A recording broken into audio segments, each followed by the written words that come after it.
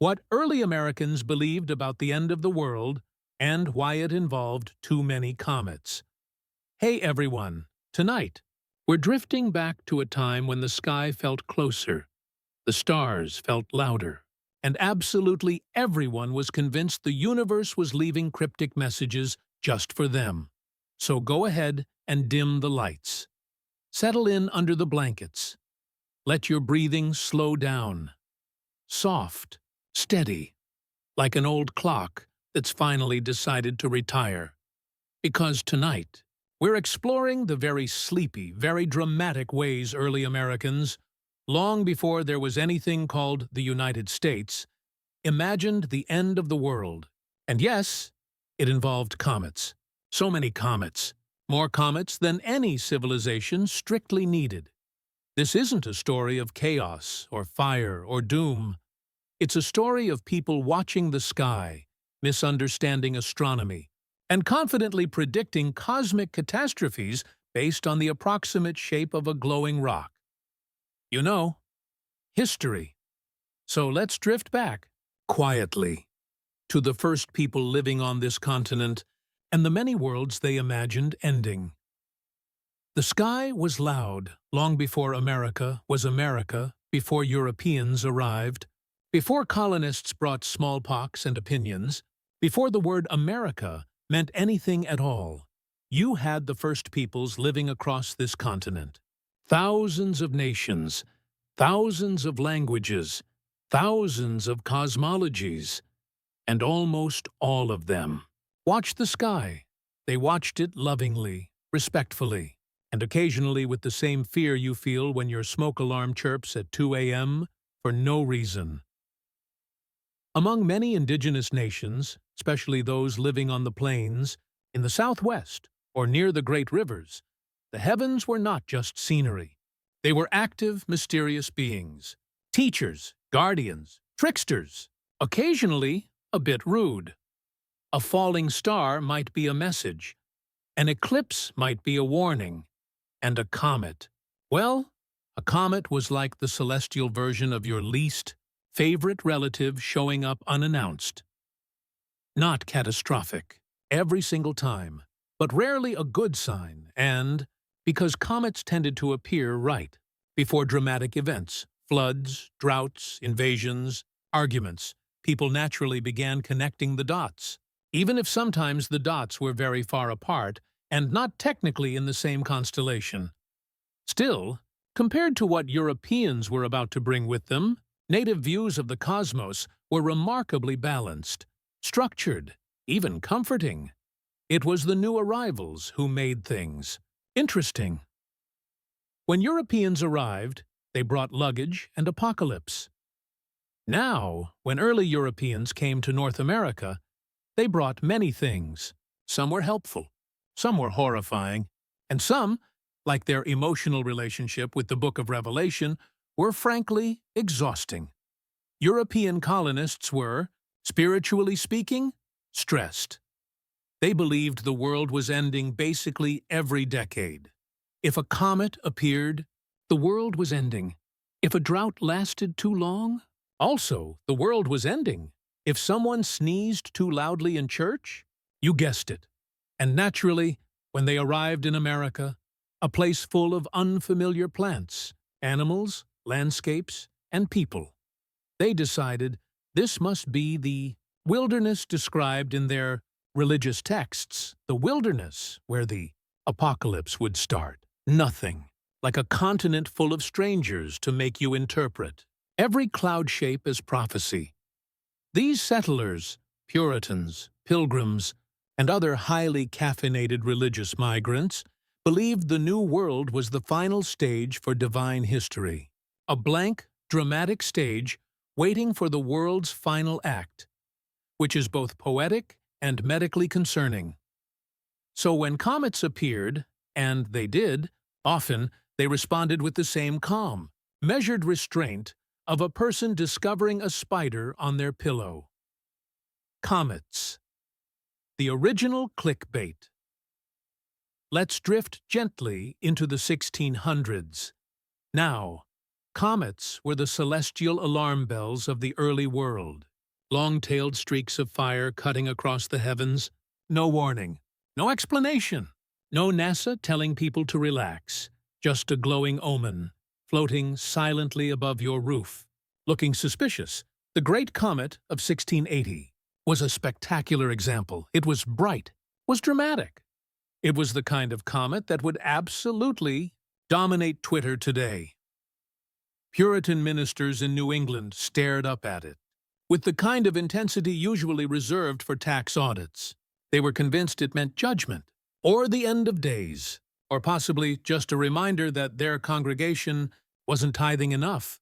One minister wrote an entire sermon, arguing that the comet was a harsh brushstroke of divine warning. Another insisted it was heaven's way of saying the colonies needed more churches, fewer taverns, and absolutely no fun. They didn't agree on what the comet meant, but they were united on one thing: it wasn't good.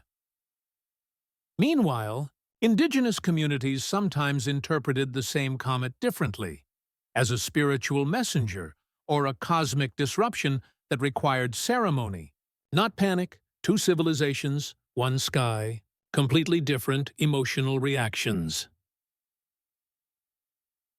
The colonists who couldn't stop. Predicting the end, early Americans had a hobby called apocalyptic speculation, which is a polite way of saying they kept trying to schedule the end of the world. And like anyone who keeps rescheduling an event, they were always wrong. Some predicted the world would end in 1660. Then 1665, then 1674, then 1689, then 1700, and honestly, if their diaries are to be believed, probably every Tuesday. Every comet seemed to confirm something. Every eclipse added dramatic tension. Every plague fueled another round of sermons. It was like living in a perpetual trailer for a movie that never actually came out. When the world didn't end, they just tried again now. One might assume that seeing the world stubbornly continue would calm people down. It did not. If anything, it made early Americans more confident that they were close, like someone convinced the vending machine will work this time if they just punch the button harder. One famous apocalyptic thinker, Increase Mather, a man whose name sounds like an anxiety disorder, spent decades interpreting celestial events as signs of the end. He wrote pamphlets, books, sermons, more sermons. He even included charts, which is how you know things were getting serious. But despite his careful observations, the world refused to cooperate, which is how you got an entire society living in a state of gentle, lingering dread every time the night sky looked slightly unusual. The irony, the real doom was already arriving. While Europeans obsessed over the sky, the real transformations, the real endings of worlds, were unfolding quietly on the ground. For indigenous nations, the apocalypse was not theoretical. It came in the form of diseases, invasions, and treaties with expiration dates. Smallpox killed millions, entire villages lost overnight. Wars spread, forests were cleared, old sacred roots were disrupted. To indigenous eyes, Europeans didn't just bring guns and theology, they brought imbalance.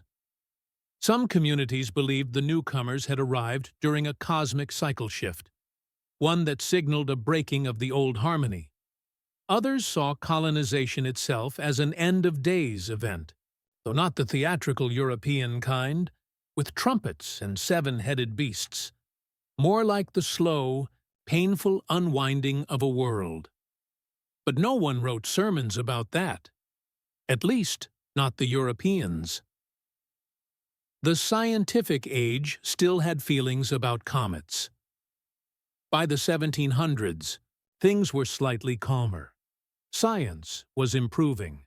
Astronomy was progressing. People were learning that comets were not fiery swords, but icy space travelers following predictable paths. And yet, Americans still panicked. When Halley's Comet returned, newspapers printed ominous poetry, ministers warned of cosmic punishment, and some families stayed indoors with blankets pulled over their heads. Ironically, the CIA found the UFO hysteria useful. It helped disguise the truth. If people thought the glowing object in the sky was an alien visitor, they weren't thinking about the classified hardware that was actually flying there. So yes, the government didn't start the alien rumors, but they didn't exactly discourage them either.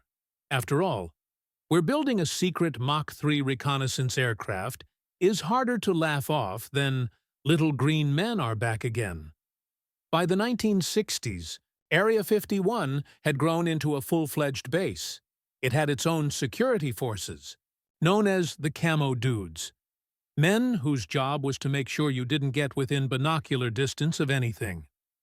The airspace above the site became permanently restricted, marked on flight charts with ominous warnings. Even military pilots weren't allowed to enter. If you did, well, let's just say you'd be landing somewhere else for a very long conversation. To be fair, if a giant glowing streak suddenly appeared over your house today, you might react similarly. Even founding fathers were not immune to celestial anxiety. Thomas Jefferson, who liked to pretend he was very rational, wrote anxiously about meteors.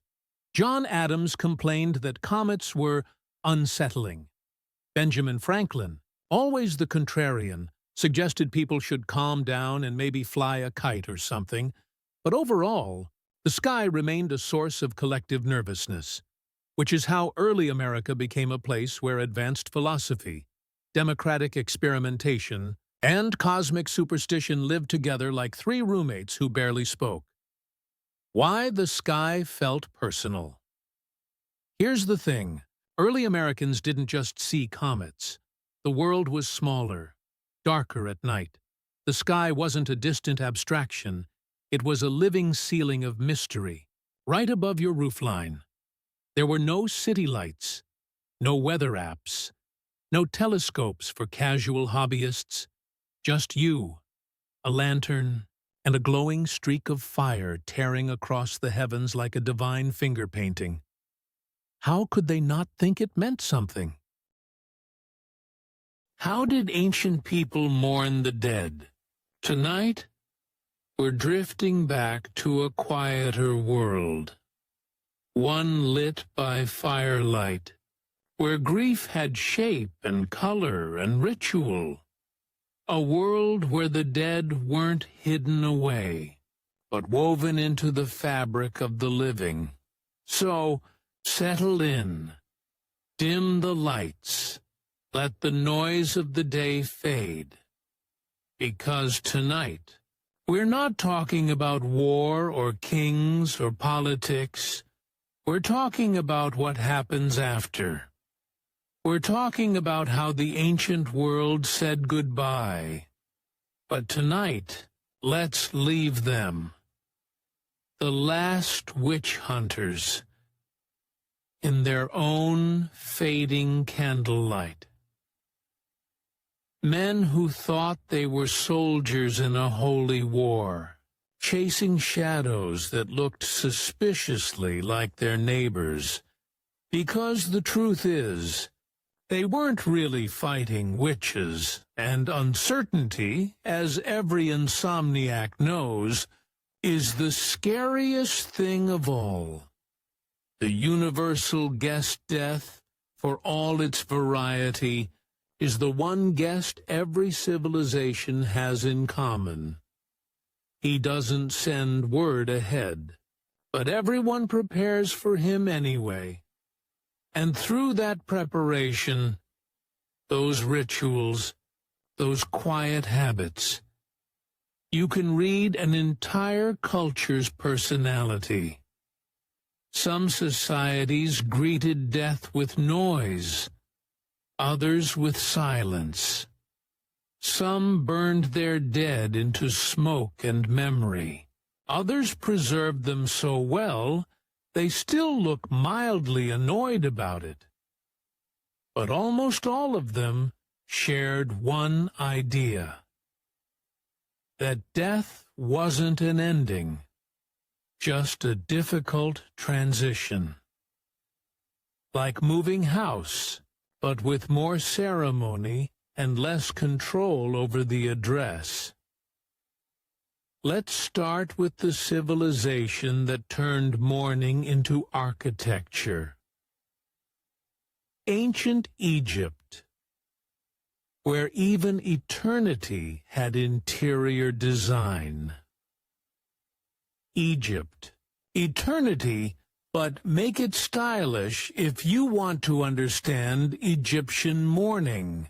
Think less funeral and more lifetime project, because death wasn't an event, it was a career goal.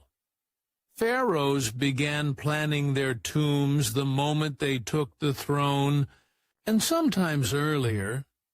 They spent decades stockpiling gold, statues, and occasionally unlucky servants, all to ensure comfort in the afterlife. The logic was simple, if elaborate. The body needed to remain intact for the soul to recognize it. The Kai, or life force, needed a physical home, hence the mummification, part preservation, part divine engineering.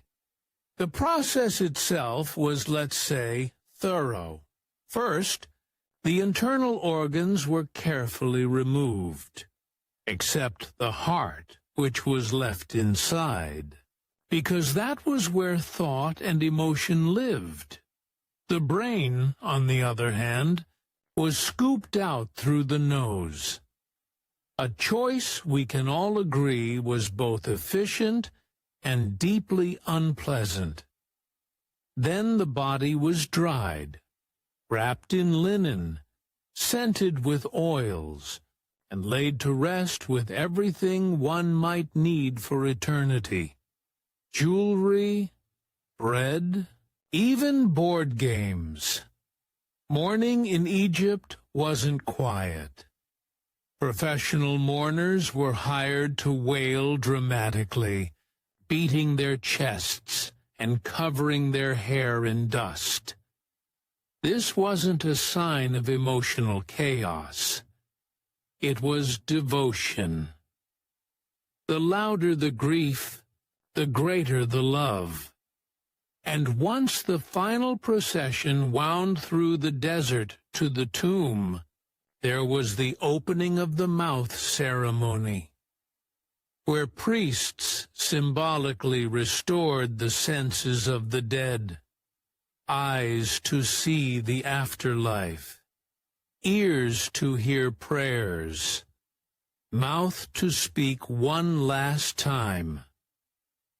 Death, in short, was a continuation of life, just with better interior lighting and no taxes.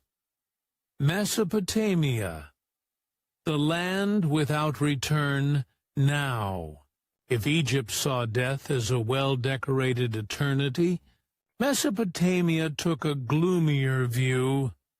Their afterlife was called the land without return, which is exactly as cheerful as it sounds. In Sumerian belief, everyone, good, bad, or middling, went to the same gray underworld. It wasn't hell, exactly, but it also wasn't worth writing home about. Imagine spending eternity in a cave, eating dust, with no natural light and an odd sense that management has forgotten you exist. Because of this, Mesopotamian mourning focused less on celebration and more on maintenance. The dead were dependent on the living for offerings, bread, beer, and the occasional animal sacrifice. If you neglected your ancestors, they could become restless. They might cause illness, nightmares, or worse, bureaucratic hauntings. Families kept small statues or clay figurines of their dead and offered food regularly. It wasn't affection so much as self-defense. The living and the dead had a sort of uneasy truce. You stay quiet, and we'll send snacks. Funerals were modest, but sincere. Bodies were buried under houses, literally beneath the family floor. So every creak of the boards might be your grandmother, quietly approving or disapproving of your housekeeping. It's intimate, in a slightly unnerving way, but it shows how thin the wall between the living and the dead really was. Greece, mourning, theater, and olive oil, the ancient Greeks were not a subtle people when it came to death. They approached it with the same flair they brought to everything else: drama, philosophy, and impressive lighting. When someone died, the body was washed, anointed with oil, and laid out for viewing in the prothesis, a kind of open wake. Family and friends would come to mourn, bringing garlands, perfumes, and plenty of opinions. Women led the ritual laments, tearing their hair and singing improvised verses about the dead. This wasn't considered unseemly. It was the proper language of grief. There were rules, of course. You could mourn passionately, but not so passionately that it disrupted public order. A surprisingly fine line that many Athenians failed to walk. After the wake came the procession to the burial site. Usually at dawn, the body was carried on a cart, surrounded by mourners carrying torches. Vases of wine, oil, and honey were buried with the deceased, provisions for the journey to Hades. The grave itself was often marked with a stele, or carved stone, showing the dead in peaceful domestic scenes. No horror, no decay, just quiet remembrance, the illusion of life continuing in marble. And yet, beneath that marble calm, the Greeks were uneasy. They feared ghosts, polluted spaces, and the possibility of restless spirits wandering too close. So, mourning also involved purification. The house was cleansed, the mourners washed, and offerings were made to Hermes, who, among his many jobs, served as psychopomp, or divine tour guide for the newly dead. It's all very tidy, very philosophical, and, like most Greek things, faintly performative.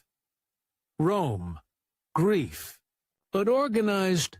When it came to mourning, the Romans were, well, Roman about it, structured, bureaucratic, a little self-conscious.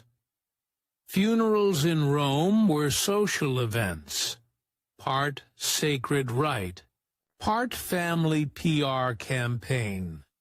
They were designed not only to honor the dead, but also to remind everyone just how respectable the survivors were.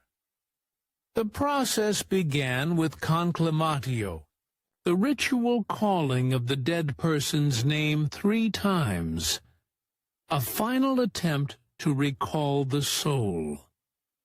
If there was no answer, and there rarely was, the body was washed, perfumed, and dressed in fine clothes. For elites, death was an opportunity for spectacle. Funeral processions through the city included musicians, torchbearers, and professional mourners who specialized in theatrical sobbing. Sometimes actors were hired to wear wax masks of the family's ancestors, a sort of genealogical parade, reminding onlookers that the deceased came from an illustrious line. The body was either buried or cremated. Depending on the era, cremation was considered clean and noble, a quick transformation of flesh into spirit. But burial remained common among poorer citizens. Afterward came the Novendialis, a 9-day period of mourning marked by quiet meals, ritual washing, and the avoidance of public business.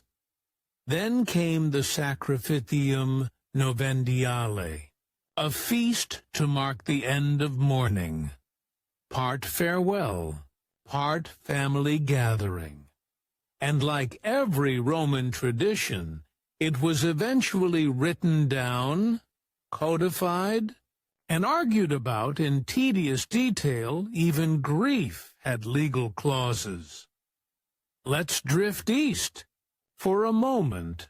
While the Mediterranean world built tombs and temples to death, other cultures approached mourning differently. In ancient China, filial piety governed everything, including grief. When a parent died, mourning wasn't just emotional. It was an ethical duty. Confucian law prescribed the correct duration and intensity of mourning based on your relationship to the deceased. For a parent, it could last 3 full years, though mercifully, not always consecutively. Mourners wore plain hemp garments, avoided luxury, and lived simply to demonstrate their sincerity.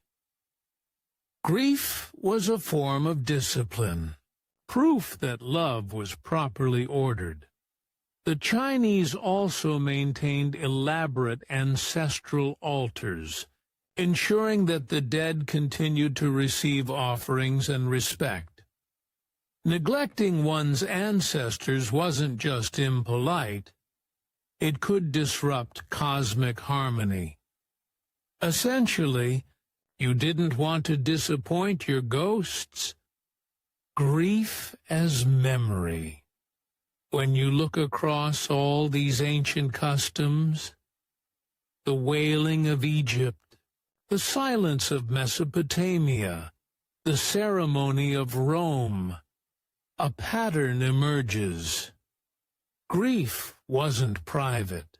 It was public, structured, and shared. The idea of the solitary mourner, someone quietly grieving in private, is a modern invention. To the ancients, mourning was communal labor.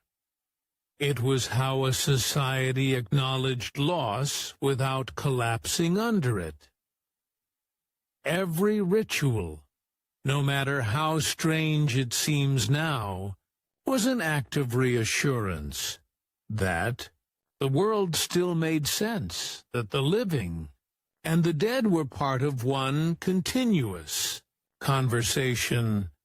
And if that meant keeping a skull on the table or talking to your ancestors during dinner, well, so be it. We'll drift a little further in the next part, into the worlds of the Celts, the Vikings, and the early Christians, to see how mourning evolved from ritual fire and sacrifice into saints, relics, and prayer. But for now, just imagine the flicker of oil lamps in a tomb, the quiet hum of chant echoing against stone, and the sense, almost comforting, that the dead were never very far away. How did people smell in the Middle Ages? Really?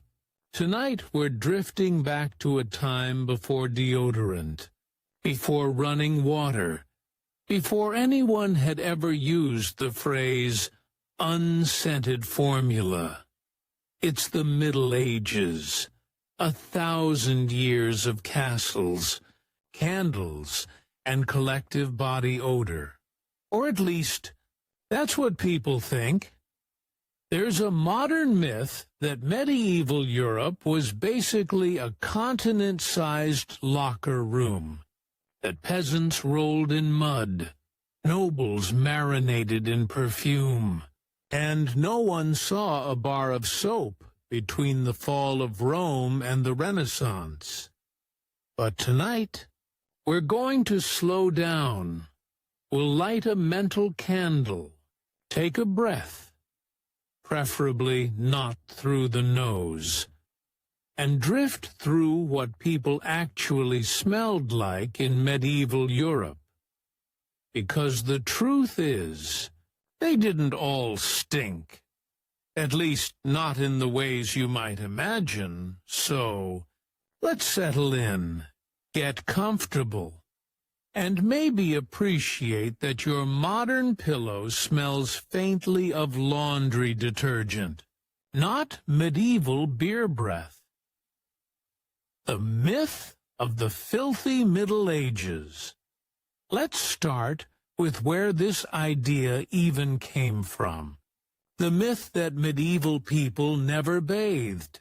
It's partly a Renaissance invention. After about 1500, the new generation of humanists loved to make the Middle Ages look stupid. They called it the Dark Ages, accused everyone of being unwashed and illiterate, and congratulated themselves for rediscovering soap and civilization. It was basically an early marketing campaign. But it stuck. And centuries later, Victorians ran with it. The Victorians, of course, were obsessed with cleanliness. The kind of people who would install 17 washstands in a house and still faint if someone said the word toilet. So, to them, medieval life looked filthy. But if you actually lived in the 13th century, the smell of life wasn't just sweat and rot.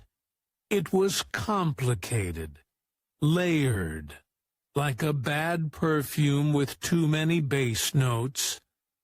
There was tallow smoke from candles, hay from the floors, yeast from the bread, and a faint trace of animal fat from the last meal. In towns, you'd add damp wood, horses, ale, and a generous helping of human breath. And yet, it wasn't always unpleasant. To them, it smelled like life. Soap, baths, and the business of being clean. Contrary to what many believe, medieval people did have soap. It wasn't fancy, and it wasn't pH balanced, but it existed. In much of Europe,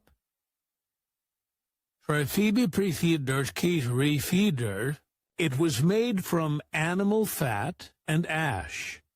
Roughly the same recipe your grandmother might call homemade rustic soap on Etsy today. In Spain and Italy, they made milder versions with olive oil, and by the 14th century, you could even buy soap imported from Marseille. So, yes, people washed. In fact, many medieval cities had public bathhouses, Paris alone had dozens. London had several, too, though, admittedly, some of them doubled as brothels. You could soak in hot water, eat, gossip, and occasionally negotiate a side business. For peasants, bathing was simpler. They used rivers, wooden tubs, or buckets. It wasn't daily, but it wasn't non-existent either. Monks, interestingly, had some of the best hygiene routines. They were required to bathe several times a year, which sounds modest until you remember how much work it took to heat water. Without a boiler, they also washed their hands before meals and feet on religious occasions. And yes, they did brush their teeth with twigs, herbs, or rough linen cloth. Mint and sage were popular choices. So, when you hear that people in the Middle Ages never bathed, what that really means is people in the Middle Ages didn't bathe as often as we do now, which, to be fair, neither did anyone before about 1900. What people thought smelled. Good. Here's where it gets interesting. The medieval nose worked differently from ours. We think of clean as unscented. They thought of clean as pleasantly fragrant. Perfume wasn't just decoration. It was protection. People believed disease traveled through bad air, miasma. So, if something smelled foul, it wasn't just disgusting, it was dangerous. Doctors advised carrying pomanders, little balls, filled with herbs and spices, to sniff whenever you encountered suspicious air. Think of it as a medieval N95 made of rosemary and cloves. Rich people filled their homes with fragrant herbs. Lavender, thyme, and sage were popular. So were roses, though they were expensive. They sprinkled rushes and mint on floors to disguise the smell of damp wood and humanity. And some people perfumed their gloves, because nothing says wealth like smelling faintly of imported orange peel every time you gesture. Of course, not every attempt at good scent worked. Some people bathed in wine or milk. Others used musk, extracted from deer glands, or ambergris, which is technically whale vomit. Both were expensive, both were fashionable, and both probably made everyone smell like a damp fur coat left in a fish market. The scent of the poor. Meanwhile, ordinary people had a very different scent profile. Most peasants didn't own perfume, but they still cared about cleanliness, because being visibly dirty was shameful. Medieval sermons often linked dirt with sin, so people washed their hands before eating, cleaned their clothes as best they could, and kept their hair trimmed or covered. That said, when your life involves animals, firewood, and damp soil, there's a certain baseline of earthy aroma that can't be avoided. The average peasant probably smelled like smoke, sweat, hay, and bread. Which, honestly, sounds less offensive than modern bus stations. Clothes were washed infrequently, since fabric was precious and soap was harsh, but they were aired out, brushed, and sometimes scented with herbs. In summer, people bathed in rivers or ponds. In winter, they wiped themselves with cloth soaked in vinegar or wine, not because it smelled nice, but because it killed bacteria and made them feel cleaner. So, yes, peasants worked hard and smelled like it, but they didn't wallow in filth. Their noses were simply more forgiving. The medieval nose versus the modern nose. Our modern noses are spoiled. We live in a world where everything is chemically neutralized, from shampoo to laundry to air itself. So, when we imagine the past, we think it must have been unbearable. But people in the Middle Ages didn't notice half the odors we would. Their brains filtered them out. If you're surrounded by smoke every day, you stop smelling smoke. What stood out to them were sharp smells: rot, decay, sickness, or sin. Yes, sin. Bad smells were moralized. A foul stench meant corruption, physical or spiritual. Priests sometimes used the smell of saints' relics, said to emit a sweet aroma, as proof of holiness. Meanwhile, the truly wicked were said to stink even in death. So, odor wasn't just sensory, it was symbolic. To smell nice was to be pure. To smell bad was to be damned, diseased, or French, depending on who you asked. Royal hygiene and the perfumed court now. Royalty were another matter entirely. Kings and queens didn't always bathe more often than peasants, but they certainly smelled wealthier. In 14th century France, Queen Isabella's bathwater was perfumed with rose petals and herbs. Queen Elizabeth Warrant of England, 2 centuries later, was known to bathe once a month, whether she needed it or not.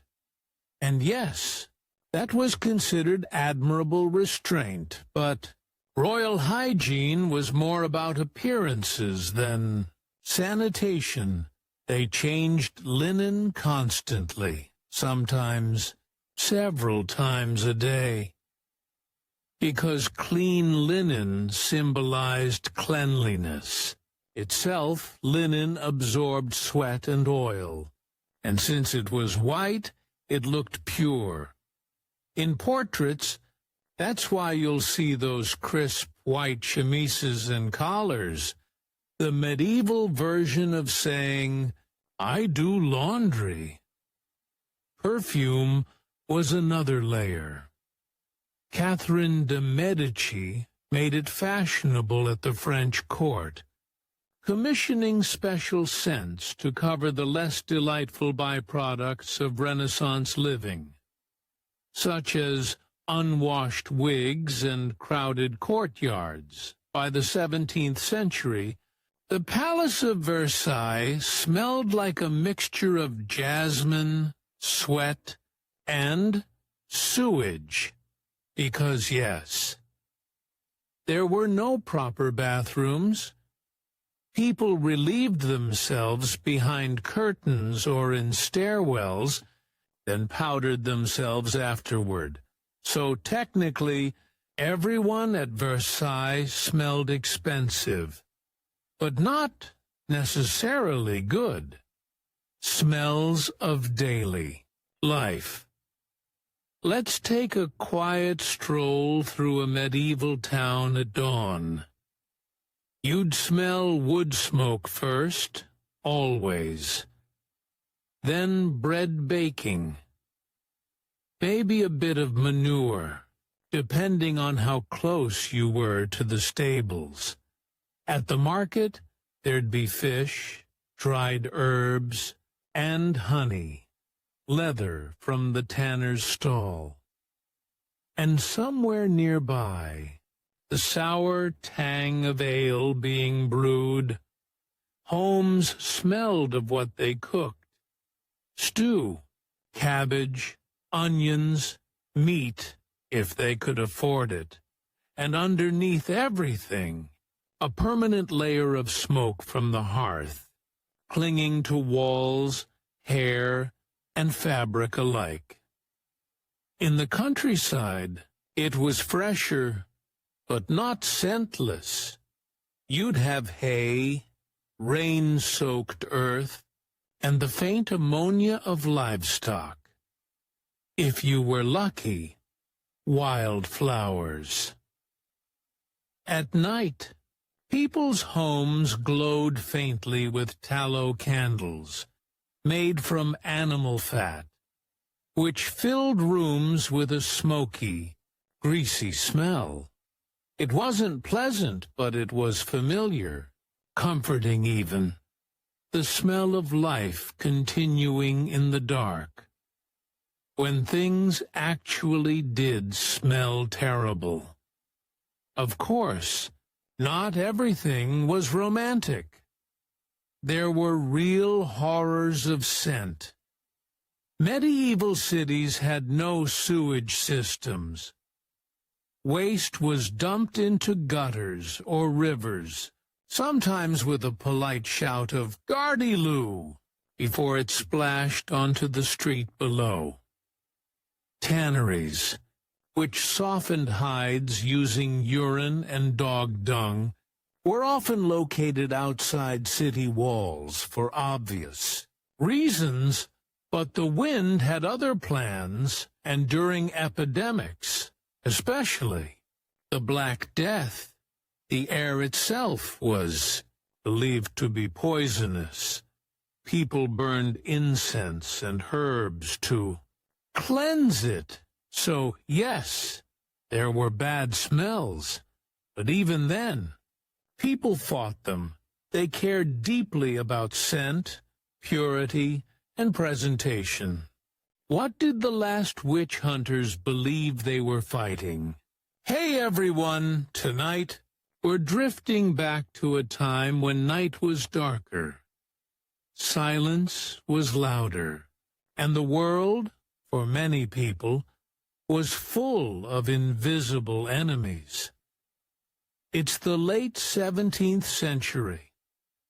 The great age of witch trials is beginning to sputter and fade, though no one quite knows it yet. Towns still hold secret councils. The church still whispers of Satan's plots. And somewhere in the countryside, an old woman with a cat is about to become a problem. So, settle in. Dim the lights. Let's drift through candle-lit villages and creaking courtrooms, where men with earnest eyes and shaky hands believed they were saving the world from darkness, or at least from women who owned too many herbs, because tonight we're asking, what did the last witch hunters really believe they were fighting? The Shape of Fear by the late 1600s, the frenzy of witch hunting had been going on for nearly 200 years. Tens of thousands had been accused, tortured, and executed, most of them women, many of them poor, and almost all of them unlucky. But the strangest part isn't how cruel it all was, it's how sincere it was. The last witch hunters, weren't cartoon villains twirling mustaches over cauldrons. They thought they were doing good. In their minds, witches were not eccentric neighbors with pet frogs. They were soldiers of an invisible apocalyptic army. To the witch hunter, Satan wasn't a metaphor. He was a general, and the witch was his local lieutenant. Every storm, every stillborn child, every sour batch of ale, all could be traced back to her. Because, of course, it could. It was easier than admitting the barn roof leaked or the doctor didn't know what he was doing. Let's drift, for a moment, into their world. A Europe full of devils, imagine living in a world where nothing happens by chance, where illness isn't bacterial, but spiritual, where thunder means God is angry, and frost means someone nearby has sinned. That's 17th century Europe. Religion shapes every breath of life. Science, as we understand it, is still a rumor. If your cow dies, it's not poor veterinary hygiene. It's probably your neighbor Margaret, who once gave you a funny look. In that kind of world, witchcraft made perfect sense. It explained the unexplainable, and the more learned the society became, the more books, sermons, and pamphlets it produced, the more elaborate the explanations grew. You could say the witch panic was Europe's first misinformation epidemic. Fueled by printing presses, pulpits, and fear. By the time we reach the final witch hunters, men like Matthew Hopkins in England or the pious magistrates of Salem, the script is well rehearsed. There's a cosmic war between God and the devil. And somewhere in the middle of it is a trembling woman in a village, wondering why her butter won't churn. The devil's contract at the center of the witch hunter's imagination was the pact. Every witch, they said, had signed one. A contract written not in ink, but in blood. The terms were simple. You promised the devil your soul, and in return he gave you small, mostly unimpressive powers, spoiling milk, summoning storms, making your neighbor's baby cry. Not exactly Marvel-level superpowers, but apparently enough to destabilize civilization. The pact always required a signature, which led to one of the great tragicomic moments of early modern theology, the search for the devil's mark. Witch hunters believed Satan sealed the deal by leaving a mark on the body, a mole, scar, or birthmark that didn't feel pain when pricked. So, during interrogations, accused witches were stripped and examined for insensitive spots, which could mean anything from a freckle to a mosquito bite. Entire professions sprang up around this. Witch prickers, who went from town to town poking suspects with needles, earning a living from paranoia. It was less about evidence and more about reassurance. a way to confirm what everyone already believed. Because when your worldview is built on cosmic certainty, you'll always find the proof you need. Night flights and Sabbaths. What did witches supposedly do once they'd made their dark bargain? Well, according to 17th century witch hunters, the nights were quite busy. Witches flew, not gracefully, but on brooms, goats, or occasionally on the backs of demons disguised as livestock. They traveled to secret gatherings called Sabbaths, where they danced backwards, sang off-key, and kissed the devil's backside. Literally, to the modern ear, it sounds absurd, but to the witch hunters, it was all meticulously documented fact. Confessions, extracted under torture, of course, provided endless detail. There were feasts of roasted infants, orgies with demons, and midnight masses held in imitation of Christian ritual. Every depravity was described in loving bureaucratic detail, filed, stamped, and added to the mountain of proof. And all of it, they believed, was real, because how else could the world's suffering make sense, unless there were people secretly causing it? The witch hunter's mindset. Here's the thing. Most witch hunters weren't sadists. They were anxious men trying to restore order in a world that didn't make sense anymore. Europe was changing. Wars, famine, the Reformation, the printing press.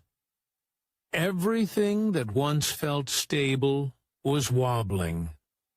Old beliefs clashed with new ideas. And when people feel powerless, they look for control. The witch trial was, in its way, a form of social therapy. If crops failed, find a witch. If a child died, find another. Purge the evil. Restore the balance.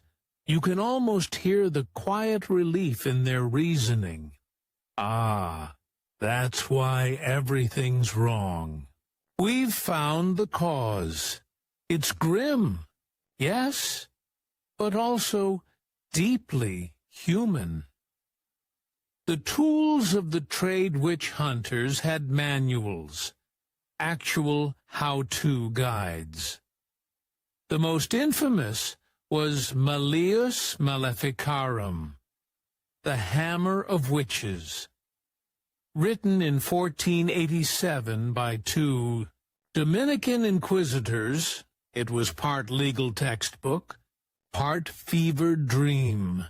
It explained how to identify, interrogate, and eliminate witches with all the calm confidence of a self-help book. By the time of the last witch trials, smaller guides had appeared. England had The Discovery of Witches, published by Matthew Hopkins in 1647, basically a resume disguised as a pamphlet. Hopkins called himself the Witch Finder. General, a title he invented but everyone politely accepted. He and his associates roamed East Anglia, conducting investigations that mostly involved sleep deprivation and suggestive questioning. His victims confessed to flying, consorting with imps, and having familiars shaped like mice or toads. When asked how he knew they were witches, Hopkins replied that witches could not say the Lord's Prayer correctly. A convenient test. given that his victims were often delirious. By 1647, even Parliament was embarrassed. Hopkins died soon after, reportedly of tuberculosis, though some like to say witchcraft got him in the end. It seemed poetic, so people believed it. The devil in the details. What's striking about the last witch hunters is how specific their theology was. They catalogued the devil's methods like accountants. He had ranks of demons, specialized duties, and regional managers. In Germany, he sent storms. In Scotland, he spoiled butter. In England, he whispered through cats. Every community had its own small mythology, tailored to local anxieties. If your economy depended on dairy, witches ruined milk. If you relied on fishing, they cursed nets. The devil was nothing if not adaptable. To modern eyes, it seems ridiculous, but underneath the absurdity was an elegant logic. Fear shaped by familiarity. They believed evil looked like them, lived near them, and understood their weaknesses perfectly. It's comforting. In a way, the world might be dangerous, but at least you know who to blame. Faith, science, and the slow end of the hunt by the late 1600s. Cracks began to show. Some judges started doubting the confessions. Doctors began suggesting that bewitchment might be natural illness. Even clergymen whispered that the devil probably had better things to do than curdle milk in Lincolnshire. But belief doesn't die neatly. When the witch hunts finally slowed, it wasn't because everyone suddenly stopped believing in witches. It was because they started believing in courts instead. Reason replaced ritual. The Enlightenment, that gentle, flickering candle of skepticism, began to glow. But even then, even in places like Salem, Massachusetts, as late as 1692, people still saw the devil in their neighbors' eyes. Those trials were among the last major spasms of witch panic in the Western world. And what's remarkable is how ordinary it all was: meetings, paperwork, testimony, human fear wearing a bureaucrat's mask.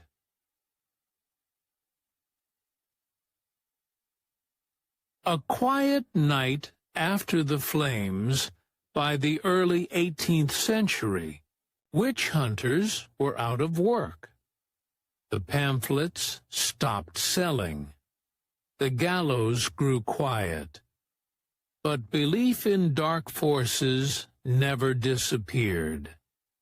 It simply changed clothes, became superstition, then rumor, then urban legend, and maybe, in some ways, we still recognize the pattern. Every age invents its own witches. Every society finds someone to blame when things fall apart. So, maybe the Middle Ages didn't smell like your lavender candle, but they didn't smell like a compost heap either. They smelled human, wood smoke and bread, iron and sweat, wine and herbs. Doctors wore those beaked plague masks filled with spices, partly for protection, and partly because They couldn't stand the smell of the dying.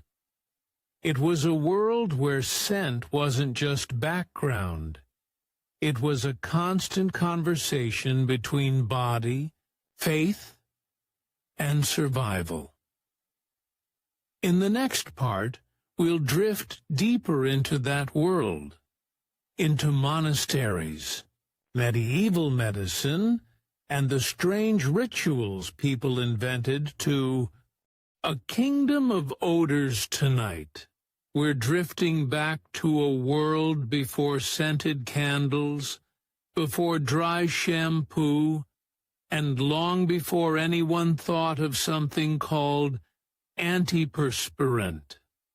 So get comfortable, dim the lights, take a slow breath, and picture yourself walking down a narrow medieval street.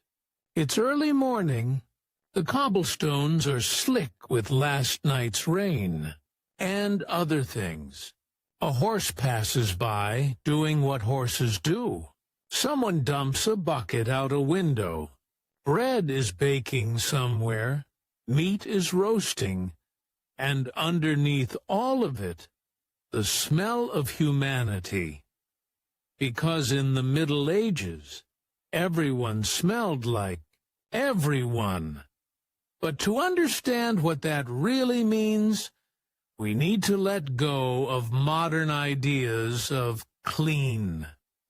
The medieval world didn't have a single universal idea of what fresh was supposed to smell like.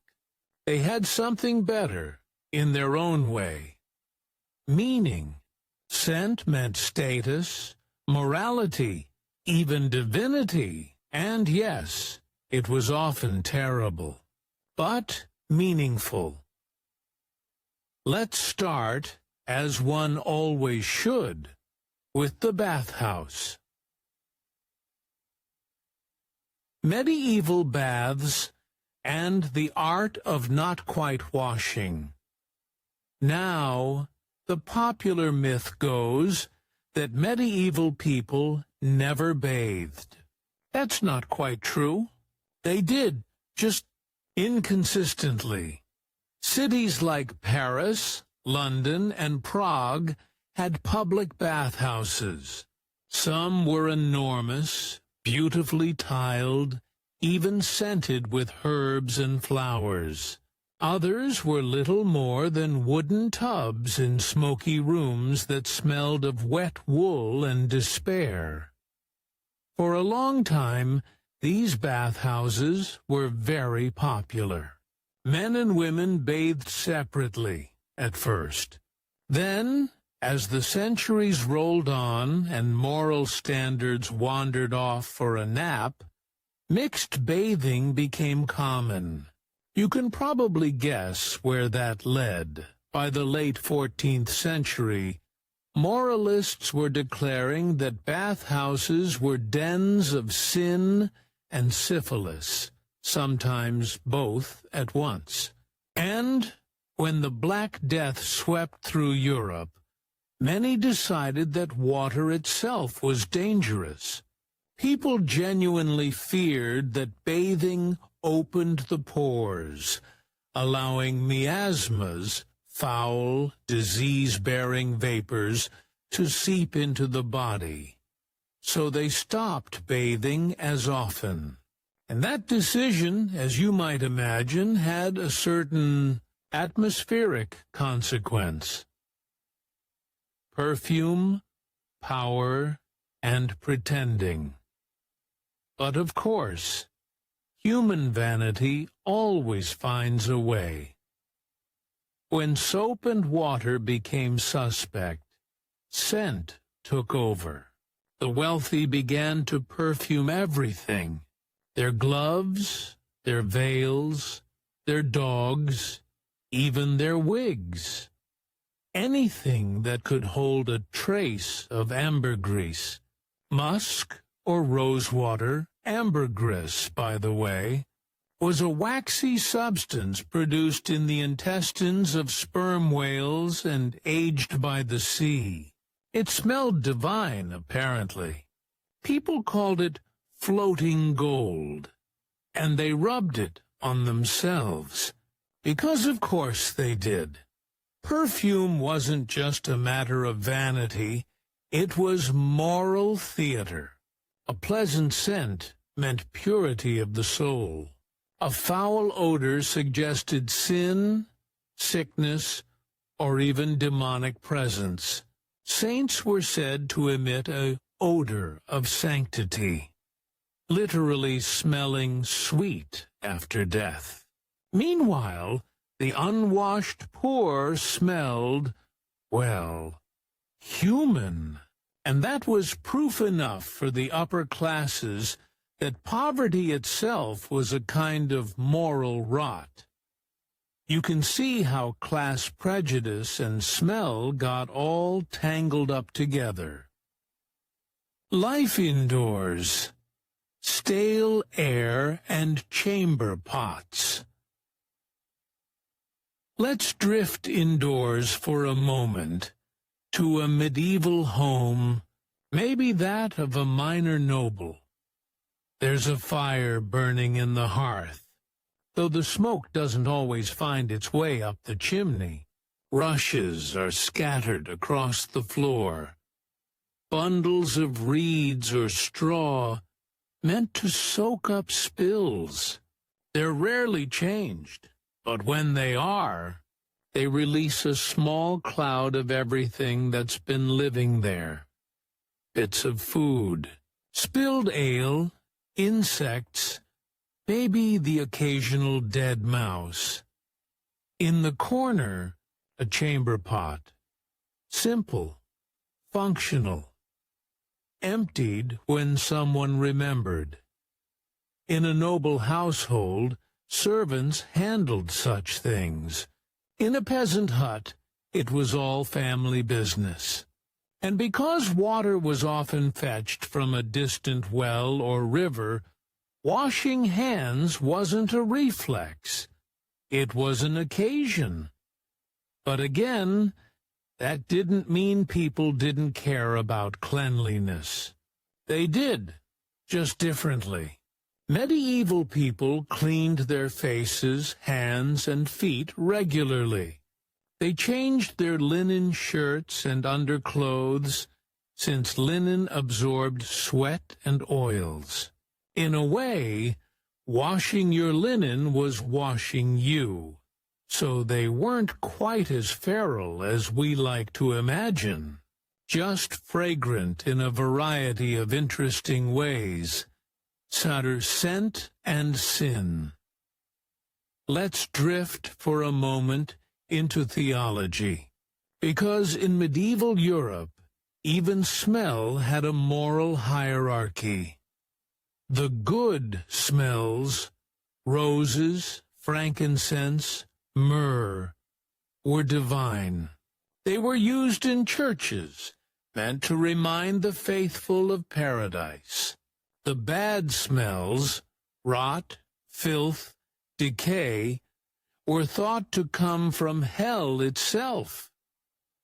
Hell was imagined not just as hot, but foul, the sulphurous stench of sin. So when the air in a plague-stricken town began to stink, people believed the devil himself was at work.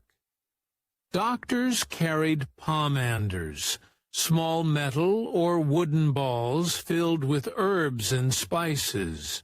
They'd press them to their noses while walking through the streets, hoping to filter out the deathly miasma. It didn't work, of course, but it did make the smell marginally more pleasant. And that's really the essence of medieval cleanliness. Not the removal of filth, but the layering of fragrance over fate. The culinary side of things, of course, the smells didn't stop with people. Food contributed its own rich background notes. Medieval kitchens were smoky, greasy, and alive with aromas. Some delicious, some less so. Meat was often salted, smoked, or spiced beyond recognition. Fish was everywhere, especially during Lent, and not always fresh. Cheese aged in ways modern health inspectors would not approve of. Spices were prized partly because they masked spoilage. A good sauce of ginger, pepper, and clove could make almost anything edible. Almost. And the smell of that kitchen would cling to everything. The cooks, the servants, the tapestries, even the Lord himself, emerging from dinner smelling faintly of venison, garlic, and wood smoke. It was, in its own way, a sensory signature, the perfume of privilege. The quiet companions, for all their symbolism, all their moral layers and social posturing, medieval pets also filled a simple human role: companionship.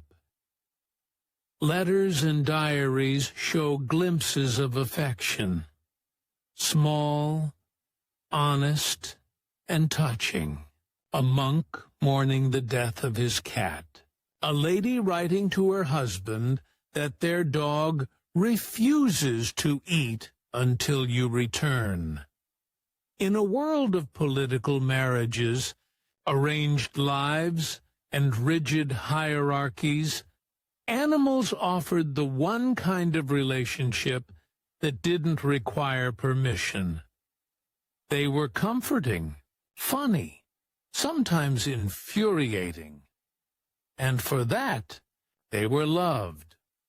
Some saints, like Francis of Assisi, became famous for preaching to animals, gently, politely, as if they were equals. His stories became so popular that entire monasteries began feeding birds during Mass, just in case one of them was listening.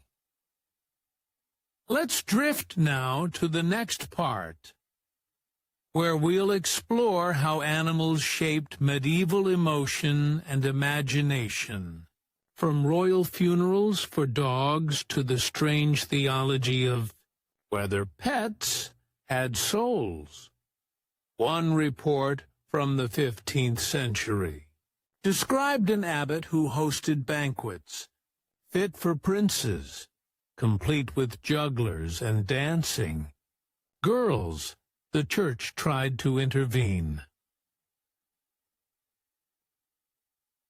Reformers traveled from monastery to monastery, inspecting conditions. They complained about the same things everywhere: too much wine, too much meat, too much talking during meals, and far too many monks keeping company with women under the guise of charity. It's worth noting that almost every record of monastic misbehavior was written by someone sent to reform them, which means the stories were probably exaggerated. But still, there's enough consistency to suggest a lively pattern of very unmonkish behavior. Sometimes monks weren't even punished for breaking vows. They were promoted. Certain abbots quietly admired cleverness, especially if it protected the monastery's reputation or finances. If you were a charming troublemaker, you could get away with quite a lot. There's a delightful case in 15th century Florence of a Dominican friar who had a secret gambling habit. When discovered, he confessed tearfully and promised to reform. The abbot, impressed by his eloquence, made him the monastery's official preacher. He then used his sermons to rail against gambling. He was, By all accounts, extremely convincing. By now, you can probably see the pattern. The monks who broke their vows weren't villains. They were ordinary men in extraordinary circumstances, trying to balance human instinct with divine expectations. Some were weak, bemider teetert, cheated. Few were genuinely corrupt, but most were just tired of silence, of ritual, of the endless sameness of monastic life, and perhaps, in their small rebellions, sneaking wine, falling in love, or slipping out at night. They were simply searching for something they'd lost when they took those vows in the first place. A sense of being alive. The royal knows, speaking of privilege. Let's drift toward the royal courts, where the smells were grander, but not necessarily better. Take the court of Louis XIV, the Sun King. He was centuries after the true Middle Ages, but the medieval spirit of perfume and powder lived on in Versailles. Louis bathed rarely, but doused himself in orange blossom water. His courtiers followed suit, literally leaving clouds of scent behind them like exhausted bees. The palace itself smelled of wax, musk, and humanity. The corridors doubled as toilets, because walking all the way to the privy was simply beneath some nobles. Yet they layered perfume upon perfume, creating what one visitor called a storm of sweetness and corruption. The irony was, everyone thought they smelled wonderful, because in the medieval and early modern mind, scent was not a private affair. It was social. It was political. It told others who you were, and if you smelled expensive, that was what mattered. A world of fur and feathers tonight.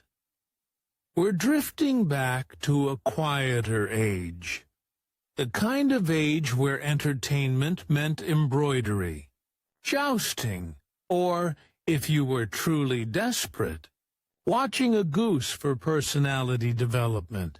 So get comfortable, dim the lights, maybe curl up with your own domesticated creature, and imagine the soft flicker of firelight on stone walls. Because tonight, we're talking about something most people don't think about when they imagine the Middle Ages. Pets. The medieval world may have been muddy, smelly, and short on dental hygiene, but it was full of animals. Not just the useful ones like oxen, sheep, and horses, but the purely delightful and deeply impractical ones too. Monks kept ferrets, queens had pet squirrels, knights carried dogs into battle, and kings gifted each other parrots as tokens of friendship. And, naturally, they made it all far more complicated than it needed to be.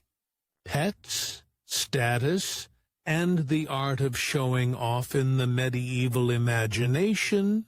Owning a pet wasn't just about affection. It was a statement, a kind of living jewelry. If you were a peasant, you might have a cat to keep the mice away, or a dog to guard your hut. But if you were noble, well, your animal had to do more than work. It had to mean something. A small, elegant dog showed refinement. A falcon on the wrist showed wealth and control. A squirrel on a silk leash said, "Yes, I could afford a lap pet that climbs the curtains." Animals were reflections of virtue, vanity, and sometimes just boredom. They were woven into every aspect of elite life. Courtly love poems, religious art, and of course, the occasional royal tantrum when someone's pet got into the royal pantry. Because, of course, they did. Sona Tunturtior, the squirrel craze. Let's start with the squirrel. Today, they're the noisy little acrobats that steal birdseed from the feeder. But in the Middle Ages, squirrels were elite accessories. Trained, tamed, and sometimes dressed, they appeared in portraits of noble women, perched delicately on gloved hands or embroidered sleeves. Queen Margaret of Anjou, wife of Henry VI of England, reportedly kept a tame squirrel in her private chambers. It was said to sleep curled up in a basket beside her bed, which was probably safer than having it loose, since medieval squirrels were notorious for chewing furniture, nibbling lace, and occasionally biting courtiers. But for all their chaos, squirrels were adored. They represented energy, curiosity, and devotion. Traits that medieval poets liked to compare to the virtues of faithful love. A noblewoman and her squirrel were, symbolically speaking, both charming, fickle, and fond of shiny objects. In manuscripts, squirrels appear often, usually climbing trees or nibbling acorns, but sometimes tethered to gold chains or resting on cushions. A modern viewer might find it strange. A medieval noble saw prestige, because in an age without Instagram, this was how you showed the world your taste. Monks and their ferrets now at the other end of the social spectrum. Or perhaps the other end of sanity, we find the monks and their ferrets. Ferrets, as a species, have two defining traits. They're adorable, and they're chaos, which makes them a perfect metaphor for medieval monastic life. Outwardly devoted to God, inwardly full of mischief. Ferrets were primarily kept for hunting rabbits, a practice called ferreting. But monks, with their long robes and long hours of boredom, began keeping them as pets. They were small, warm, and endlessly entertaining. There are even records of ferrets being brought into monastic dormitories, which officially was against the rules. Unofficially, of course, the monks justified it as aids to pest control. Ferrets also had theological appeal. In bestiaries, medieval animal encyclopedias that mixed zoology with moral lessons, the ferret was said to represent cunning and persistence, traits that, if properly directed, could lead to salvation.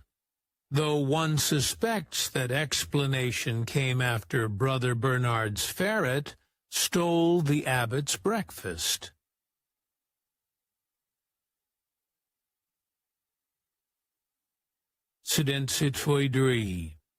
The noble dogs were naturally everywhere.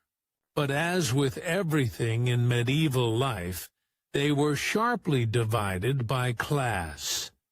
A peasant's dog was a working animal, large, rough-coated, and slightly feral. It guarded livestock, chased vermin, and occasionally stole whatever food its owner was trying to eat. A noble's dog, though, that was a creature of grace. Greyhounds, spaniels, mastiffs, each breed had its symbolism. The greyhound was noble, the mastiff loyal, the little lap dog pure and faithful. Ladies often posed with tiny dogs in art, representing fidelity.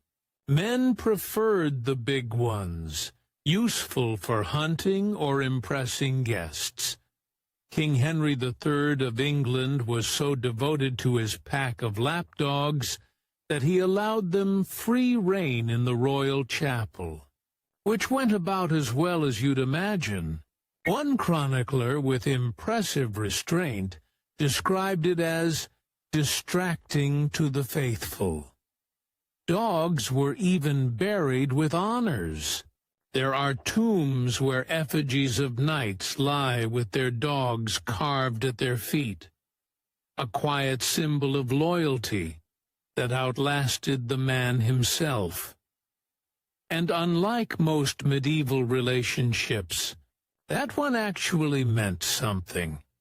Cats, suspicious, sacred, and slightly satanic, a yes. The cat. No animal in medieval Europe had a more complicated reputation. On the one hand, cats were useful. They hunted vermin, kept granaries safe, and made themselves at home wherever there were humans and food. On the other hand, they were cats, independent, nocturnal, and famously indifferent to human hierarchy, which made them deeply suspicious to a culture obsessed with order. The Church, never fond of things it couldn't control, began associating cats, especially black ones, with witchcraft and the devil.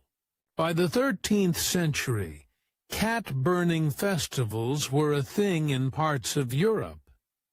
And yet, noble women adored them. Queen Eleanor of Aquitaine, one of the sharpest minds of her age, was said to keep several cats in her personal apartments. She defended them as graceful and discreet companions, which is medieval code for they listen better than men. Artists often painted the Virgin, Mary with a cat near the cradle of baby, Jesus, a quiet domestic detail that made the scene feel homely and warm. But later, theologians decided that was too cozy and began replacing the cats with lambs.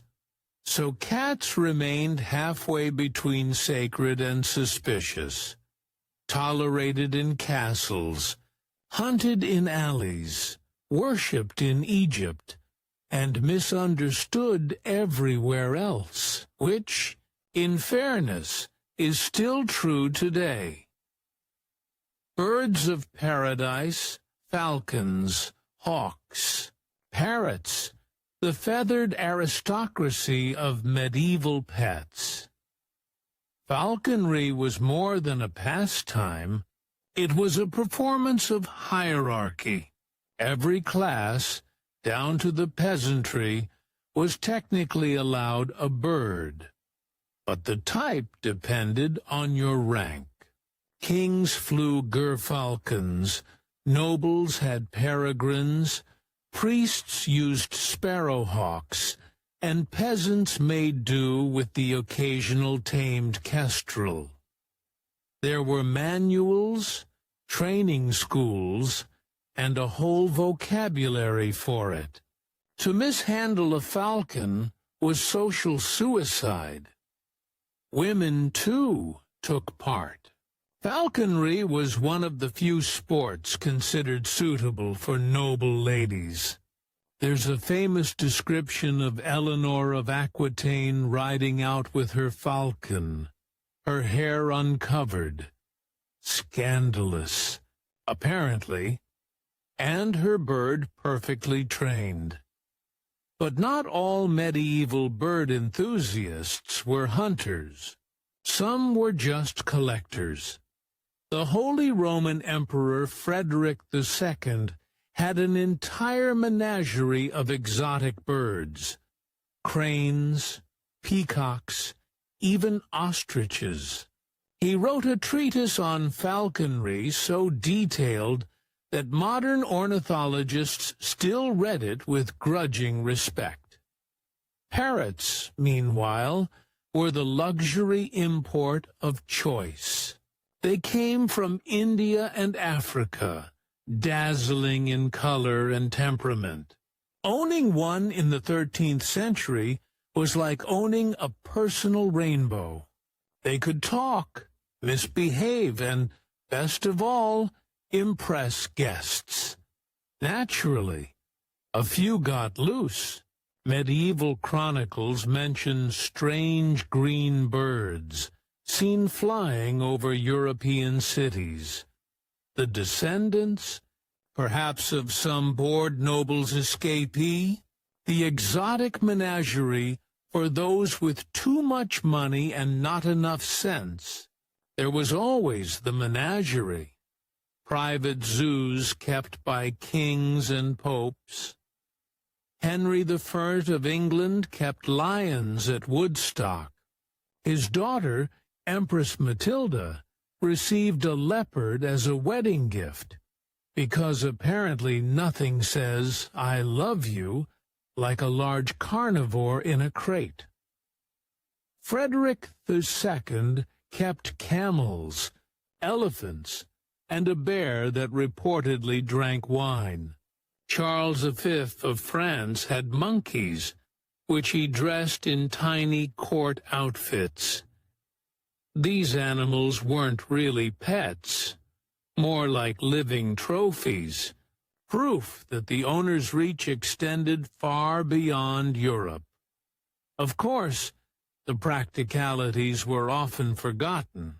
Lions needed meat, monkeys needed care, and elephants, well, elephants were complicated. There's a delightful account of one poor zookeeper writing to the French crown to request an increase of funds, for the elephant's appetite is excessive. Naturally, he didn't get it. Symbolism and souls. But medieval people didn't just own animals. They thought deeply about what they meant.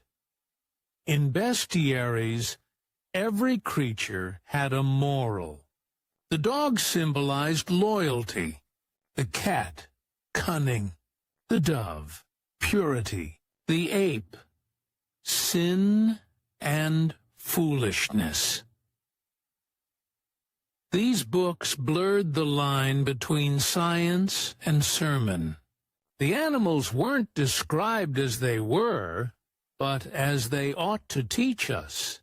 A lion, for example, was said to sleep with its eyes open, just as Christ watched over humanity in death. A pelican, thought to feed its chicks with its own blood, symbolized sacrifice. It was theology with fur and feathers, and through that lens, keeping animals, even as pets, became a reflection of virtue. A kind master showed Christian charity. A cruel one revealed a wicked soul. Monks who fed birds were praised for their kindness. Peasants who mistreated dogs were accused of barbarity. The silence after the trumpets. Hey, everyone. Tonight, we're drifting back to a world that smelled of candle wax, horse sweat, and holy ambition. It's the late 11th century. Europe is humming with sermons and swordsmiths. Priests are promising salvation, and blacksmiths are busier than they've been in a lifetime. The First Crusade has been announced, and, naturally, it's all going to be fine. Of course it isn't. But before it all unravels into holy chaos, let's pause and picture the quieter side of things. Imagine a woman, perhaps 30 years old, perhaps younger. Her husband has just taken the cross. The priest blessed his sword. The neighbors cheered. There were tears and grand speeches about God and glory. And now he's gone. The banners have vanished over the hill. The dust has settled, and the only sound left is the creak of the gate closing behind him. That's where our story begins. Not on the battlefield, but in the stillness left behind. The Great Departure.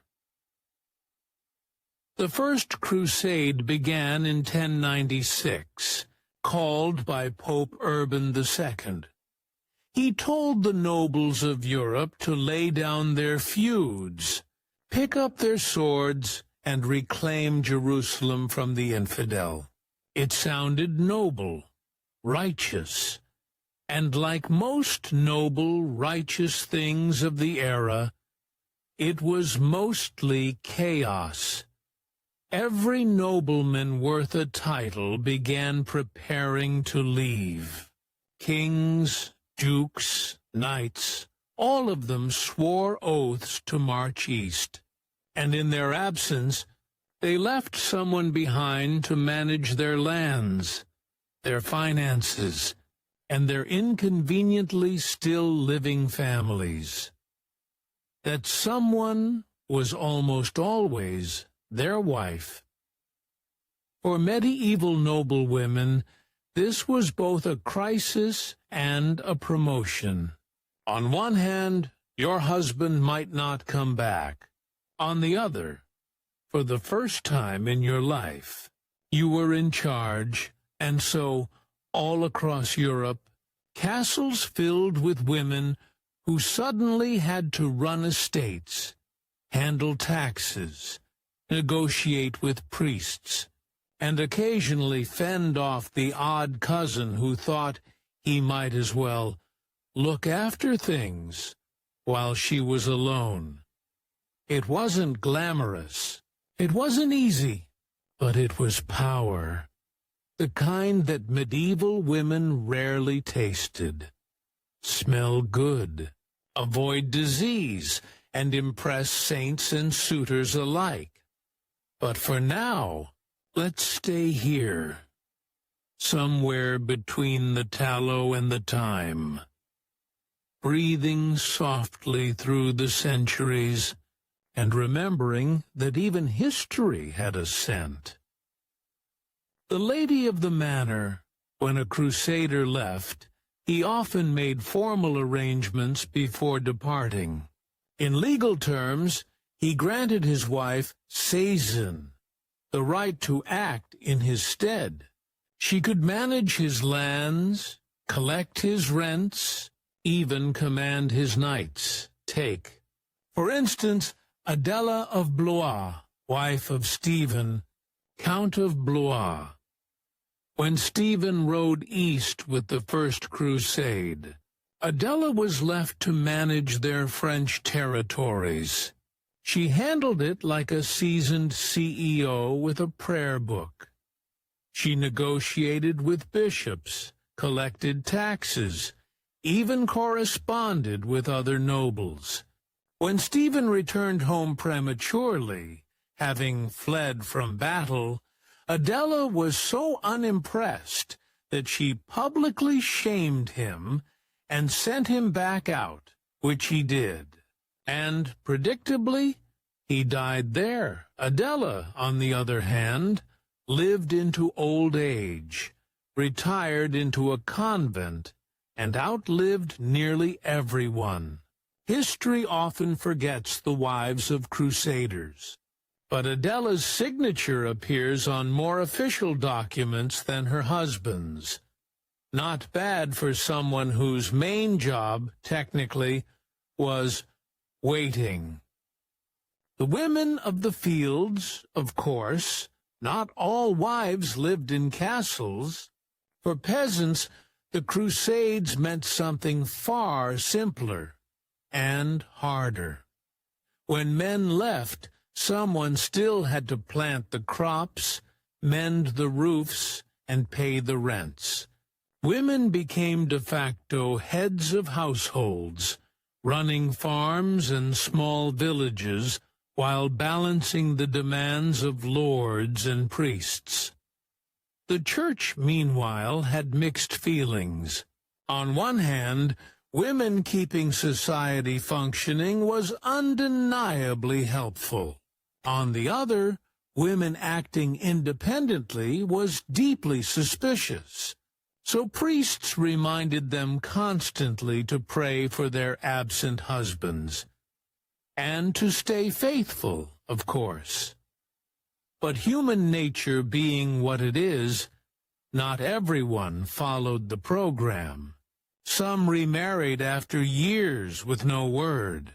Others took lovers, and some were accused of adultery, which often meant nothing more than survival in a world where food and protection depended on men.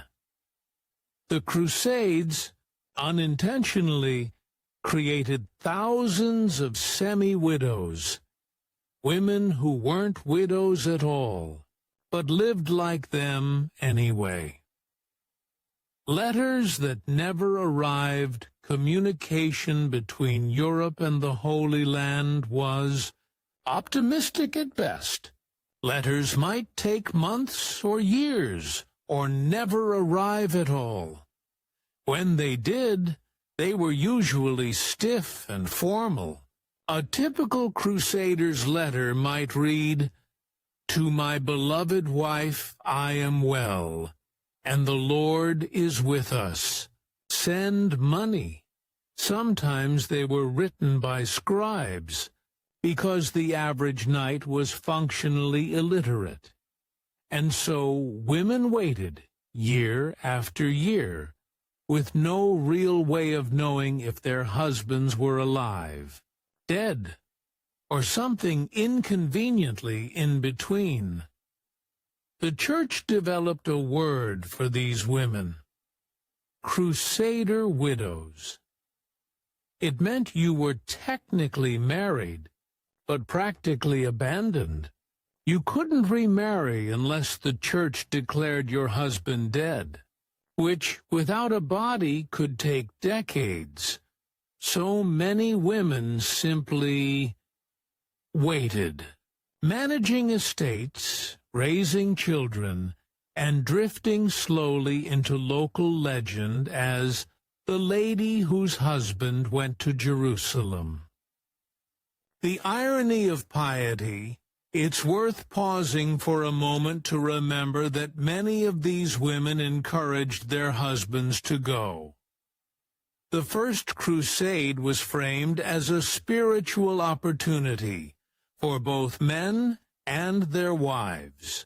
If your husband went, your family's sins could be forgiven. Wives were promised a share in their husband's salvation, as long as they consented to the crusade. So, in a strange way, many women helped send their own husbands away. Imagine standing at a wooden door, watching him ride off, whispering prayers for his soul, while knowing full well that the odds of him returning were roughly the same as a snowflake's in Antioch. Faith and pragmatism were an uneasy mix in the medieval household. Property, power, and paperwork. Let's drift for a moment into the world of medieval bureaucracy, which was, predictably, worse than ours. When a man left on crusade, he often mortgaged or sold part of his land to fund the journey. Ships, armor, provisions, all of it was ruinously expensive. Some families never recovered financially. If he died, his heirs inherited the debt. If he lived, he might come home to find his wife had done some creative bookkeeping to keep things afloat. Some did more than bookkeeping. There are surviving records of women selling land, raising armies, or negotiating truces while their husbands were gone. One, Matilda of Boulogne, even commanded troops to defend her husband's kingdom. Another, Constance of Antioch, inherited an entire crusader state when her father died and her husband vanished. She ruled for years, married badly, twice, and still managed to keep Antioch intact. It was a rare era when women could act with real political agency, provided their husbands were very, very far away. When the men never came back, and then, of course, there were the widows. Tens of thousands of men died on crusade, from battle, disease, starvation, or sheer mismanagement.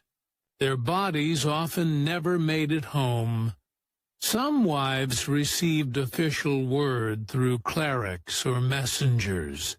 Others simply realized, after a decade or two, that silence was its own answer.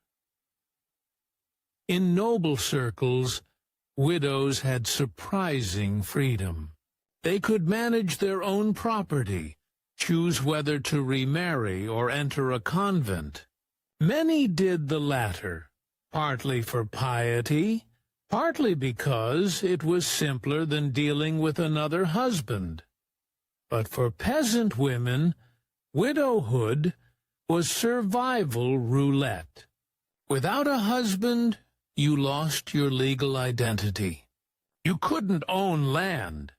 You couldn't always collect his wages.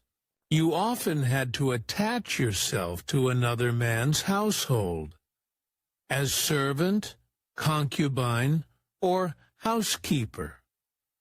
The Crusades didn't just take men's lives. They uprooted the entire social logic that depended on them. The ones who went east themselves. Of course, not all women stayed home. A few went east, voluntarily or otherwise. Some followed their husbands, acting as camp followers, healers, or cooks. Others joined pilgrim groups bound for Jerusalem, hoping to reach the holy city in their own right. One chronicler mentions a woman disguised as a knight. Though, as with many medieval tales, we'll never know if it's true or just wishful thinking. There were also women who became actual rulers in the Crusader states. Princesses of Jerusalem, countesses of Tripoli, far from home, but wielding more power than they ever could in Europe. They wrote letters back describing gardens of lemons and roses, strange foods, and constant danger. A few even remarried locally, taking husbands from among the Crusaders or the native Christian elite. But most of their names have been quietly lost to time. Done. The quiet kingdoms, when we think of the Crusades, we imagine vast armies, gleaming armor, kings and crosses. But between those grand gestures lay a quieter history. The story of women waiting, women running manors, women nursing the sick, women who grew old before they were sure they were widows. In the medieval imagination, a crusader's wife was a figure of patience and virtue. In reality, she was often overworked, underinformed, and completely alone. And yet, they kept the world turning. While their husbands chased salvation across continents, they held together the fragile structures of medieval life. Estates, families, kingdoms. The Crusades were a grand male adventure, but their survival depended entirely on the women left behind. Let's drift now, gently, to the next part, where we'll look closer at the noble women who ruled in their husbands' absence, and the strange new freedoms that came from abandonment. What happened to the wives of dead kings? Tonight, we're drifting back into the quiet corridors of royal palaces, places that once echoed with velvet footsteps, whispered gossip, and the faint rustle of political disaster. So, dim the lights, get comfortable, and maybe settle under something warm. Because tonight's story isn't about the kings who ruled empires, started wars, or died heroically on horseback. It's about what happened after, specifically to their wives. You see, when a king died, everyone knew what to do with his body.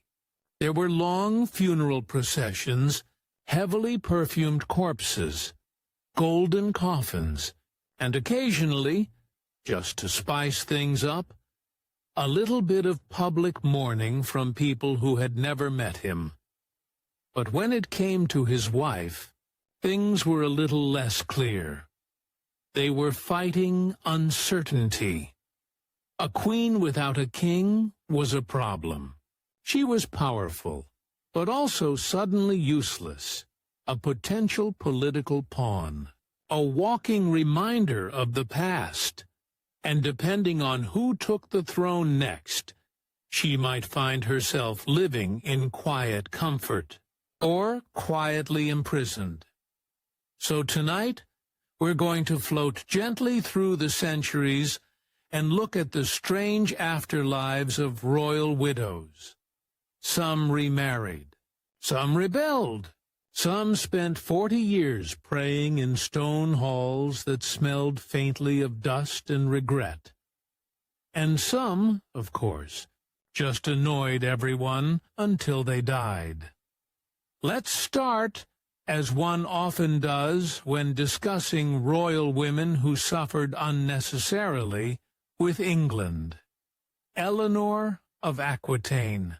The original Queen Dowager Disaster, Eleanor of Aquitaine, was one of those rare medieval women who seemed to collect crowns like other people collect decorative spoons.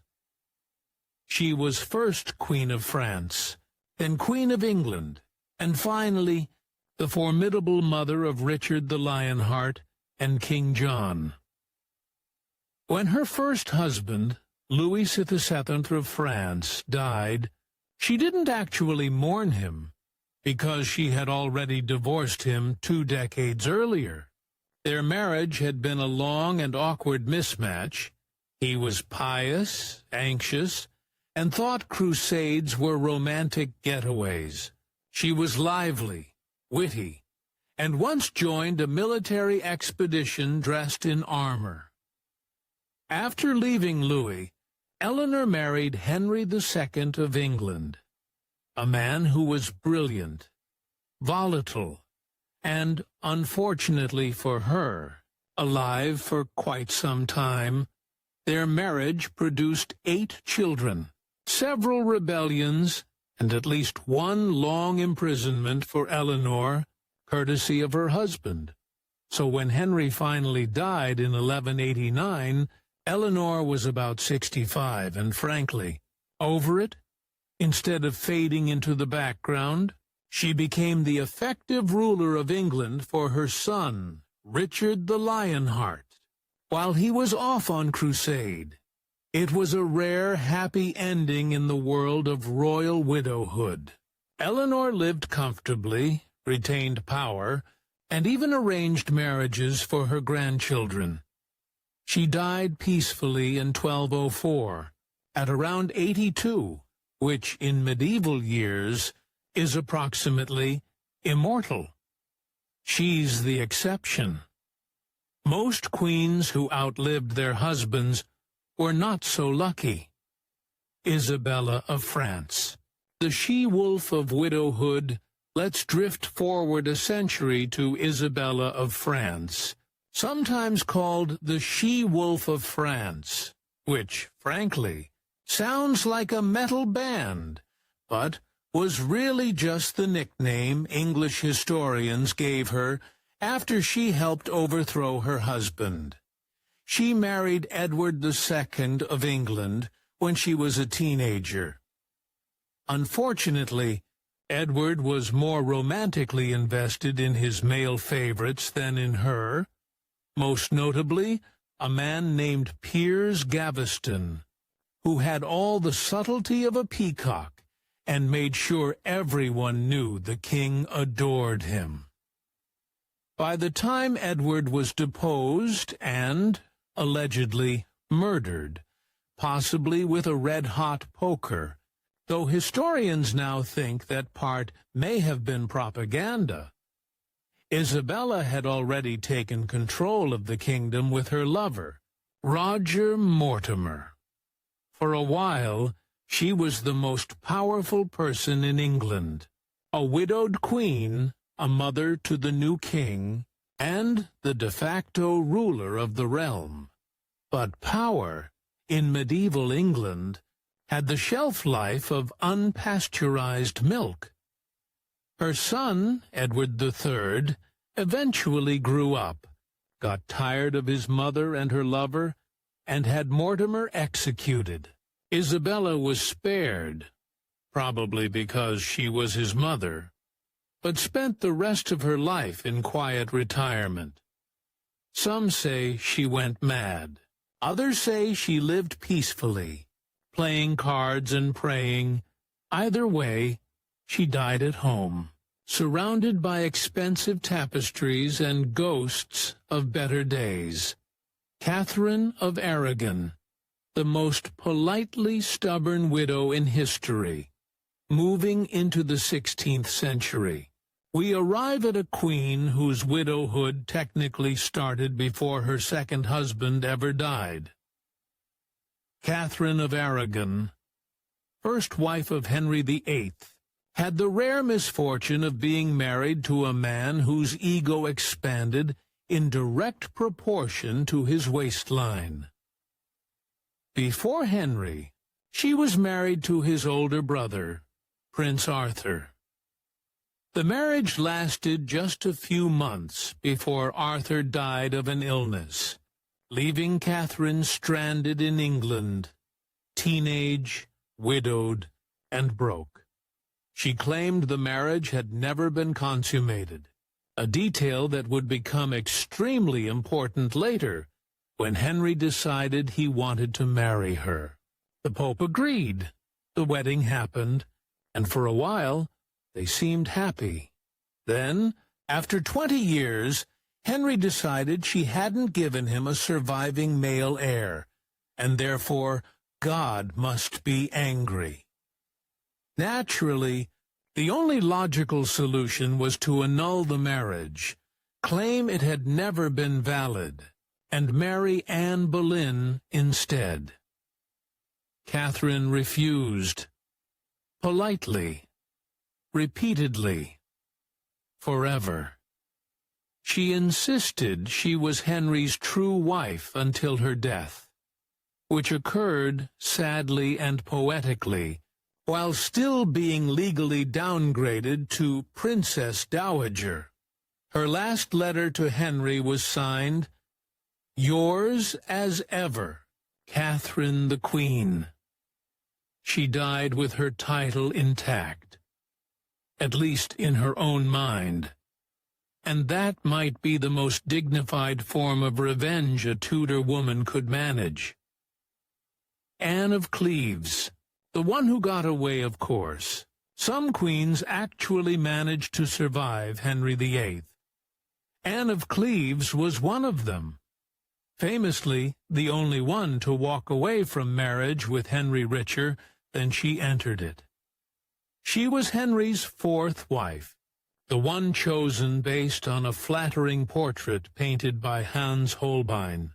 When she arrived in England, Henry took one look at her and decided she was, quote, a Flanders mare. Charming man.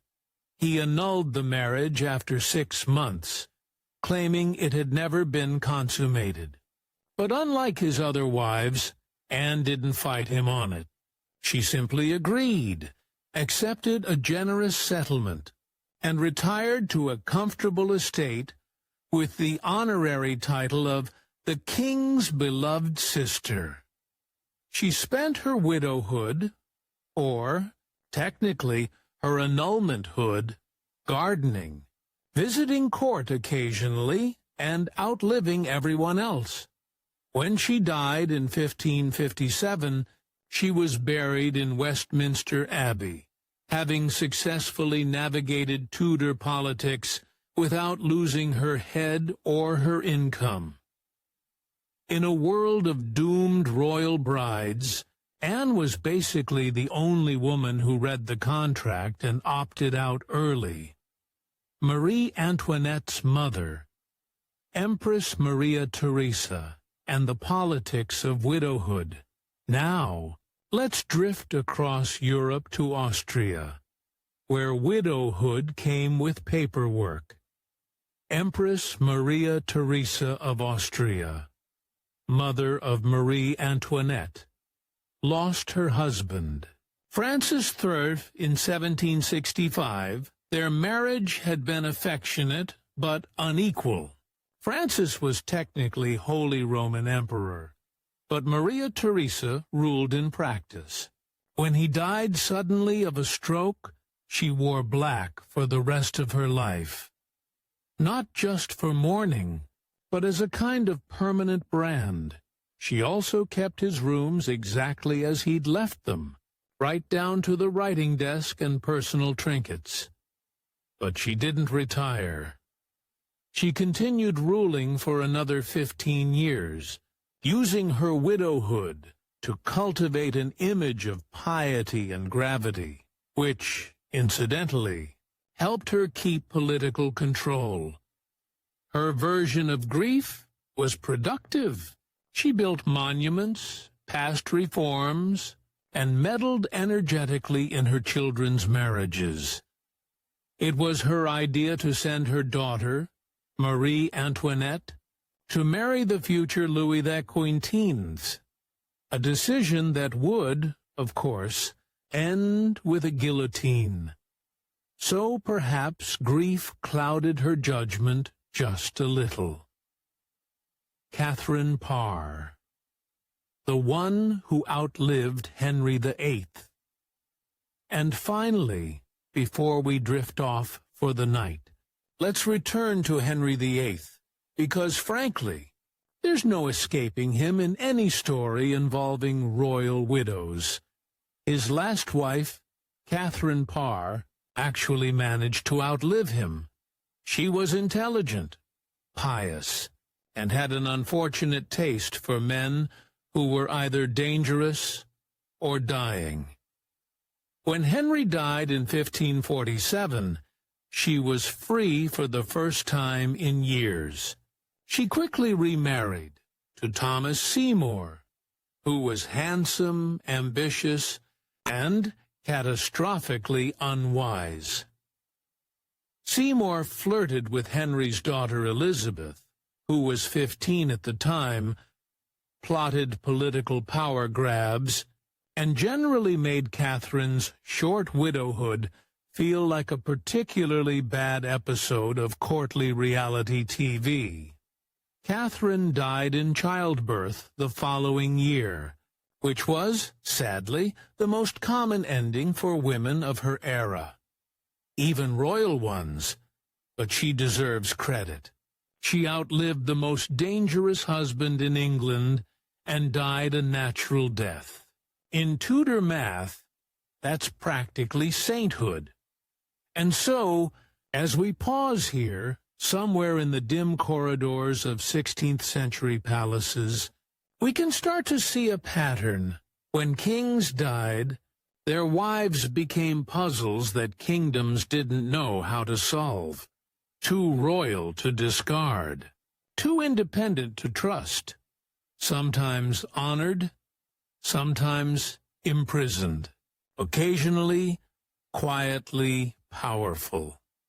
In the next part, we'll drift further east, to France, Spain, and beyond, to see what happened when widowed queens tried to rule, remarry, or simply survive in a world that only valued them as someone's wife. But for now, let's rest here. Among the flickering candles, the faint echo of courtly whispers, and the endless rustle of mourning gowns fading into history.